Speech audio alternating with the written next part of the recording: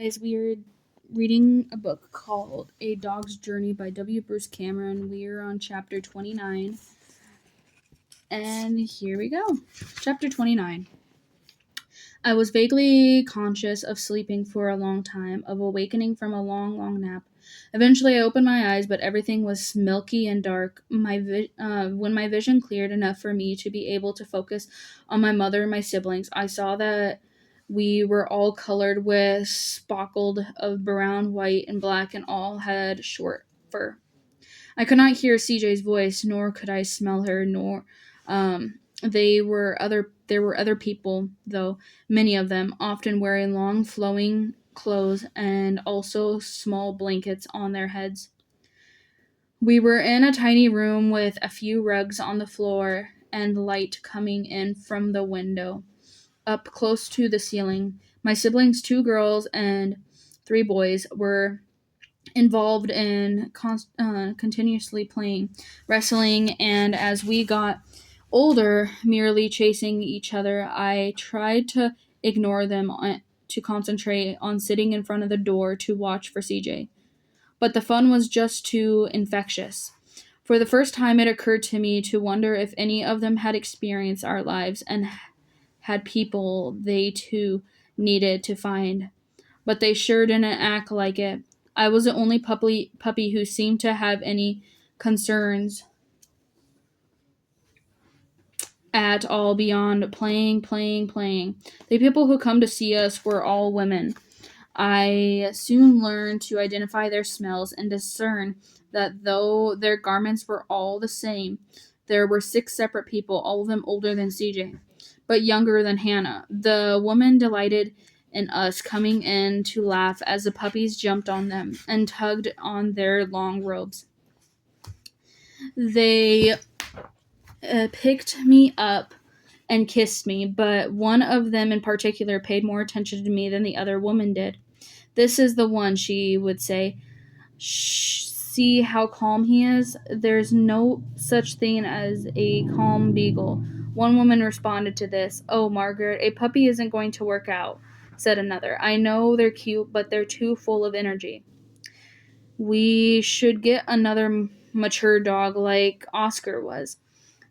The woman hiding me was, I soon realized, hearing her name and the number of times called Margaret. "You wouldn't hear be when we got Oscar, Jane," Margaret said. "We had several false starts, and when we finally found Oscar, he was with us such a short time before he passed. I think training a puppy from the start will give us many years." "But not a beagle," the first woman said. "A beagle is too hyper. That's why I didn't want to foster a pregnant beagle in the first place." I wonder which one of the women was named Beagle. I could tell from the heaviness in my bones and muscles that I was destined to be a bigger dog than I had been as Max. I felt a sense of relief that I wouldn't be and devote so much energy of proving to dogs and people that inside I was a big dog who could protect my girl. When the woman set me down, I went over and jumped on one of my sisters. I was already larger than she was, and I enjoyed being able to dominate her with my size rather than my attitude. Soon after, we had started eating mushy food out of a Kummel bowl. We were led outside into the grassy area that was fenced in. It was spring, and the air was warm and fragrant with flowers and new grass. I could smell that we were in a humid climate with rainy frigid, enough to support my species of trees and the bushes. My siblings thought the yard was pretty much the most wonderful place imaginable and reacted every morning to being let out in it by racing around in circles. I thought it was silly, but generally joined in the fray because it was fun. I wonder when CJ could come and get me. That had to be why I was a puppy again. Our fates were insurrectable linked, so I was reborn. It must be that my girl still needed me. One day, a family entered the yard, two little girls and a man and a woman, led by one of the 6 women who took care of us. I knew what their presence meant. The puppies all ran over to play with them, but I hung back, though. When one of the little girls picked me up, I couldn't resist kissing her giggling face. This one, Daddy, this one. I want for my birthday, the little girl said. She carried me over to her father. Actually, one of the nuns already spoken for that one, the woman said. I'm going to have a job. We hope anyway. The little girl dropped me to the ground. I gazed up at her, wagging. She was older than when CJ called me Clarity, but younger than when Rocky and I were taken home by Trent and CJ. I had never known my girl at this particular age.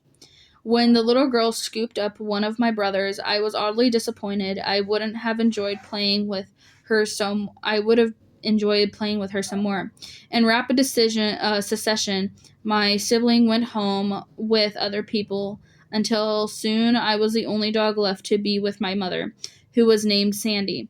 The two of us, my mother and I, were out in the yard taking a nap when several of the women came out to see us. I picked up a small rubber bone and carried it over to the woman, hoping one of them would want it and would chase me. Would have been such a good dog, Sandy, such a good mother, Margaret said. I tossed the rubber bone and pounced on it so they would call me a good dog too. You're going to love your new home, another woman said. The third woman picked me up and held me nose to nose with my mother. We sniffed each other a bit and disconcerted by the awkward and unnatural situation. Say bye-bye to your puppy, Sandy. The woman snapped a leash into Sandy's collar and led her away. Margaret held me so I couldn't follow my mother. Clearly something was going on. I'm going to call you Toby, okay? Toby, you're a good dog. Toby, Toby. Margaret crooned to me, Your name is Toby. It occurred to me that my name must be Toby. I was stunned. Toby had been my very first name, long, long ago. Margaret obviously knew that. Humans know everything, not just how to take car rides, to where to find bacon, but also when dogs are good or bad, and where dogs should sleep, and what toys they should play with. Still, I was associated to hear Margaret call me Toby. I'd always marked every new life with a new name. What did it mean? That I was Toby again? Did it mean it was all starting over and that would next be named Bailey? Sandy did not come back, and gradually I came to understand that this place full of women draped in blankets was my new home, a home like none I'd ever been in. For the most part, I lived in a fenced area, though at night I was brought in and put in the room where I had been born. I wasn't lonely, though. Throughout the day, women would come out to see me, often tossing a rubber ball or pulling on a toy with me. I soon learned to recognize some of them by smell, even though their hands all were cloaked in similar scents. What was bewildering was that, unlike any other life, there was no single person for me to take care of. More women than I could ever count would play with me and talk to me and feed me. It was as if I was dog for everyone there. Margaret taught me a new command, be still. At first, she would hold me down and say, be still. And I thought she wanted to wrestle, but she kept saying, no, no, be still. I had no idea what she was saying, but I knew that no meant I was doing something wrong. I tried licking her and squirming and every other trick I could think of, but none of them pleased her. Finally, I gave up in frustration. Good dog, she said, giving me a treat, even though I hadn't done anything. This went on for several days until it dawned to me that be still meant to just lie there. Once I made that connection, I would lie down and not move for as long as she wanted, though I could secretly contain my impatience. Why did we have to wait so long for me to get a treat? Then Margaret took me places I'd never been before inside the building. I saw women sitting and women standing and women eating. This last group seemed the most interesting to me, but we spent no time with them before moving on. Margaret wanted me to be still while sitting in people's lap. I didn't care much for whole operation, but core operation. See how good he is? Good dog, Toby, good dog. One woman went to the couch to lie down, and I was placed on a blanket next to her to give a command. The woman was giggling, and I was dying to kiss her face. But I did, as I was told, and got a treat out of it. I was still lying there motionless, holding out for another morsel, when several women gathered around me. All right, Margaret, I'm convinced you can take him to work with you and see how he does, she said, one of the women. Margaret reached down and picked me up. He'll be fine, sister. No, he won't. He'll upset everyone and chew on everything, another woman warned. The next morning, Margaret put a collar on me and led me onto the leash into her car. You're so good, Toby, she said to me. We took a car ride, and I was a front seat dog. I wasn't tall enough to stick my nose out the window yet, though. Margaret took me to a place very much like where I'd gone with CJ to sit with her on the couch. I could smell many people and could tell some of them were sick. It was quiet, and the floor was soft. Margaret carried me around. The people petted me and hugged me, or in the case of a few of them, they lie unmovingly in their beds and gazed at me. Be still, Margaret commanded. I concentrated on not moving because I learned this was what was required when people were ill. I did not signal when I caught the strong, similar scent coming off the couple of them, the smell that had been on Trent's breath for so long. I learned that the command to signal under such circumstance was pray, and no one instructed me to do that. Margaret soon put me down on the ground outside in the yard that was walled and on all sides, and I had a lot of energy pent up inside me, and I ran around for a while, and then Margaret gave me a rope with a rubber ball on the end of it, and I shook it and dragged it around, wishing I had another dog with me to join the fun. I could see on the other side of the windows people watching me, so I made sure I put a show with that rope. Then Margaret took me back inside the building and introduced me to a cage. Okay, Toby, and this is your home. A new pillow was on the floor of the cage, and then Margaret squatted and patted it, and I dustfully went over and sat on it. This is your bed, Toby, okay? Margaret said. I didn't know if I was supposed to stay on the pillow, but I was tired and took a nap. I woke up when I heard Margaret speaking. Hi, would you page Sister Cecilia for me, please? Thanks. I gazed drowsily at her. She smiled at me when I yawned, and the phone of her face. Cecilia, it's Margaret. I'm still at the hospice with Toby. No, even better than that. They loved him. This afternoon, some of the guests even sat and watched him play out in the courtyard.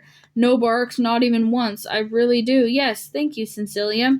No, of course, but I don't think that's going to happen. He's a very special dog. I heard the word dog and the wagging of my tail a couple times before easing back into sleep. Over the next several days, I adjusted to my new life. Margaret came and went, but not every day, and I soon learned the name of Fran and Patsy and Mona, three other women who liked to take me around for visits with people who were lying in beds. Patsy smelled strongly of cinnamon and faintly of dog, and none of them wore the flowing clothes that Margaret wore. They tell me to be still, so I'd lie there with the person. It reminded me a little when CJ's friend would come to visit and cry, and I would lie on the couch with them. Sometimes the people wanted to play with me, and sometimes they petted me, and often they just wanted a nap, but nearly always I could feel their joy coming through. You're an old soul, Toby, Fran said to me, an old soul in a young dog's body. I wagged, hearing the praising tones of her words. People are like that. They can talk and talk without saying good dog, but that's what they mean. Other than those visits, I had the run of the place. Everyone called out to me, some of them sitting in the chair that moved when Fran or one of the others stood behind them and pushed. The people loved me and hugged me and snuck me treats. One place I loved was the kitchen where a man named Eddie was always cooking. He would tell me to sit and then give me a wonderful treat, even though sit was the easiest trick for a dog. You and I are the only men in this place, Eddie would say to me. We got to stick together, right, Toby? Always before I had been with just one person, and I had devoted my life in loving that person. At first, that person was Ethan. So sure, was I that loving him was the reason I was a dog that when I started taking care of baby Clarity, it was only because I knew Ethan would want me to. Gradually, though, I came to love CJ just as much and began to understand that it wasn't disloyal of Ethan to do so. Dogs can love more than one person. At this place, though, I had no particular person at all. My purpose seemed to be to love each one of them. It made them happy. It was a dog who loved many people. It was what made me a good dog. My name might be Toby, but I had come a long, long way since the first time. That was what people called me. I knew more things now, things I had learned along my life's journey. I understand, for example, why I was being told to be still. Many of the people lying in the bed in pain in them that I could sense. If I climbed on them to play, I might hurt them. I only had to step on man's stomach one time to learn my lesson. His sharp crying rang in my ears for days, making me feel awful. I was not Duke, a rambunctious dog who couldn't control himself. I was Toby. I could be still. When I was wandering around on my own and not being taken places by Mona, Fran, or Patsy, I would go see a man I had stepped on. His name was Bob, and I wanted him to know I was sorry, as was the case in most rooms. He had a chair pulled up next to his bed, and by leaping first onto this, I was able to land on his blanket without hurting him. Bob was asleep every time I went to visit him. One afternoon, Bob was alone in his bed, and I could feel him easing away from this life. The warm waters were rising up around Bob, washing away his pains. I lie quietly next to him, being with him as best as I could. It seemed to me that if my purpose was to provide comfort to people who were ailing, it was even more important that I be with them when they were breathing their final breaths. Fran found me lying there. She checked on Bob and covered his head with his blanket. Good dog, Toby, she whispered. From that point forward, whenever I knew someone's time was close, I would go into their room and lie on their bed with them to provide comfort and company.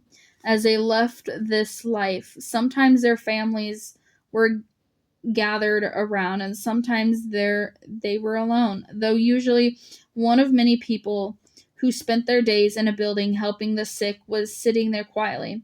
Occasionally, family members would feel fear and anger when they saw me. I don't want the death dog near my mother, a man shouted once. I heard the word dog, and I felt the sharp lash in his fury, and left the room, not sure what I had done wrong. Most of the time, though, my presence was welcomed by everyone. Having no single person as my master meant that I was given a lot of cuddles. Sometimes people would be grieving as they hugged me, and I could feel their sadness loose its grip a little while I was in their arms. What I missed was other dogs. I loved all the attention from the people, but I missed the sensation of other dogs' throat in my mouth. Ew. I found myself dreaming about Rocky and Duke and all the dogs in the dog park, which was why I involuntarily barked in the surprise when Fran led me out into the yard and there was another dog there. He was a compact, stocky, strong little guy named Chaser. He carried a scent of Patsy's cinnamon on his fur. We immediately began wrestling as if we'd known each other for years. This is what Toby needed, Fran said to Patsy with a laugh. Eddie says he seemed almost depressed. It's a treat for Chaser, too, Patsy said. Chaser and I both looked up. Treat? After that day, Chaser came to visit a lot, and though I had be still to do, I always found time to wrestle with him. Other dogs sometimes came with families to be in the room with the pet beds, but they were always anxious and rarely wanted to play, even if they were let out in the yard. A few years went by like this. I was a good dog who had many things and could be comfortable in my new role as a dog who belonged to no one and yet to everyone. When it was Happy Thanksgiving, there were always lots of people and lots of smells and lots of treats for a deserving dog. When it was Merry Christmas time, a woman who wore blankets in their heads came to play with me and gave me treats and to sit around and big indoor trees. There were cat toys on the tree as also, but no cats played with them.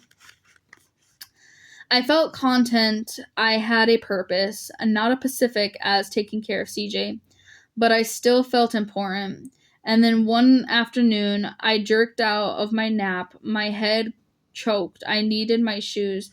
A woman called from one of the rooms. I instantly recognized her voice, Gloria.